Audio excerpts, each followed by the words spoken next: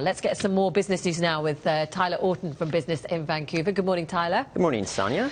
We want to start with new numbers out this morning, looking at the number of homes that are being built in Canada. What are they telling us? Well, you know, kind of a mixed result, but not so bad for British Columbia. Now, Canada Housing Mortgage Corporation, they just released housing starts data this morning.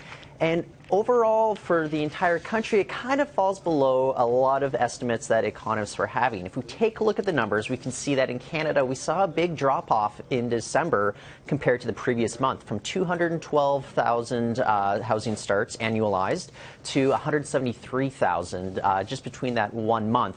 Economists were expecting closer to 200,000. That's still a bit of a drop-off month to month, but not nearly as big of a drop-off as we had here.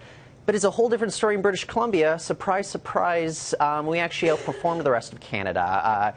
Between November and December, we actually had housing starts go up. Everywhere else it was going down except for Quebec.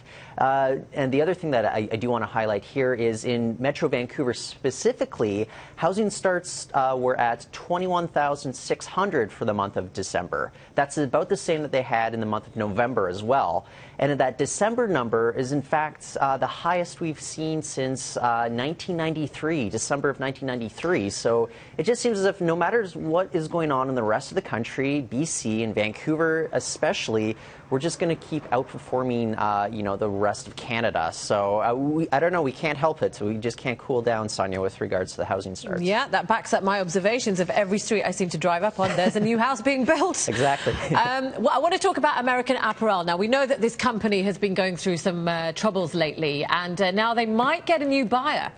Might get a new buyer who actually is kind of familiar to everybody involved with American Apparel. Now, if you recall, back in June 2014, American Apparel fired Canadian founder Dov Charney over a constant stream of sexual harassment lawsuits.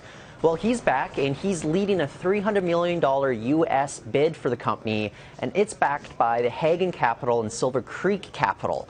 Now, here's the catch with this deal. If the company, which is bankrupt right now, if they accept the deal, they're going to have to accept Dov Charney as the CEO once again after they fired him less than 2 years ago.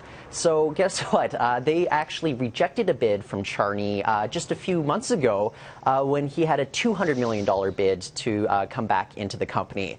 At this point, it's obvious they don't want him back, but it may not be up to them because they're bankrupt. A bankruptcy judge could come in and accept the bid and reinstate Charney that way as well. So a lot of balls up in the air right now, but it's very likely this very controversial founder could be back running the company relatively soon. And Tyler, just a quick line on the markets today. What's your analysis of that? You know what? Markets are, the stocks are tumbling in China, but you know what? We're seeing more stability in the North American markets, and I think that's indicative of, there are more sophisticated investors here in North America. People are looking for more stability, at least, in the U.S. and Canada. All right, we'll leave it there for now. Thank you so much. Thank you. All right.